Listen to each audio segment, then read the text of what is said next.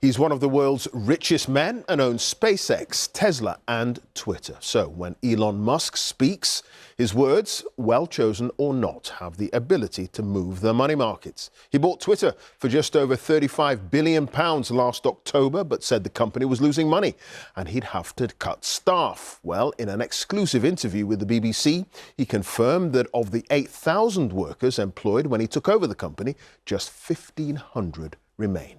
He says sacking people isn't easy, and he's described his time in charge so far as a roller coaster. He's been speaking to our technology correspondent, James Clayton, in San Francisco. It's not every day you get invited by one of the world's richest and most influential people to a sit-down interview.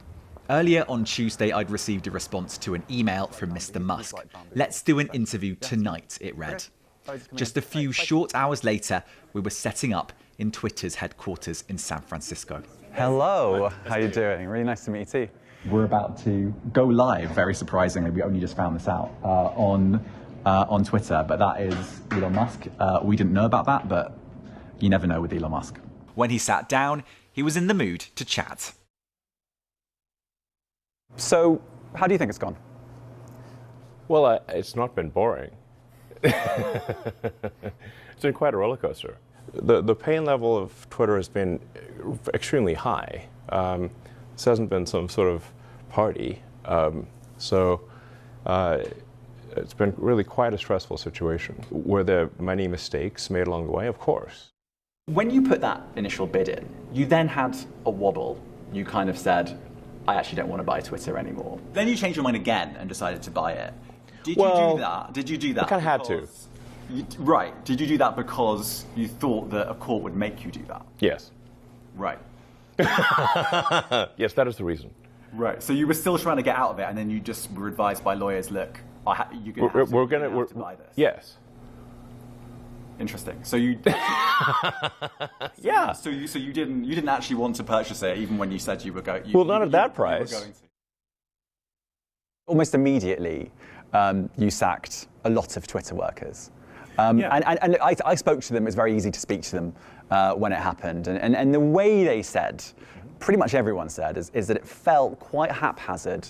It was. And it felt a little bit uncaring. I wouldn't say uncaring. The issue is like the company's either going to go bankrupt or if we do not cut costs immediately. This is not a caring, uncaring situation. It's like if the whole ship sinks, then nobody's got a job. I know the BBC, for example, is not thrilled about being labelled state-affiliated media. Not exactly. I mean, I was going to get to that later, but let's go for it now. It's officially objected to that term. Do you want to respond to it? I mean, our goal is simply to to be as truthful and accurate as possible. So, I think we're adjusting the label to be publicly funded, which I think is perhaps not too objectionable. We're trying to be accurate. TikTok has also been in the news. There's talk of perhaps the Biden administration wanting to potentially ban it or force a sale. What's your view of the situation? I just don't know enough about what's going on there. I can't say I have a strong opinion on TikTok. So you don't have an opinion on whether it should be banned or not? You know, I'm generally against banning things.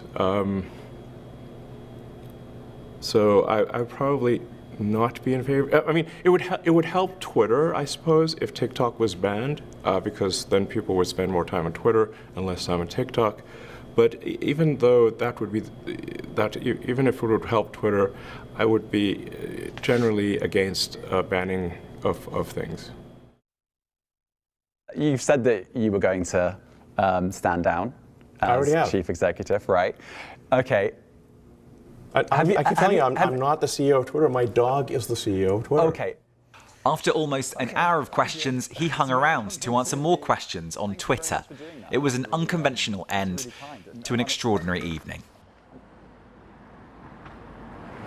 It really was an extraordinary interview. It was surreal, it was bizarre, it was enlightening at times. It was 90 minutes long and something I won't ever forget. One point of note, in the last few hours, that government-funded label that Elon Musk had applied to a BBC Twitter account he's changed that to publicly funded, and that will certainly please BBC bosses tonight.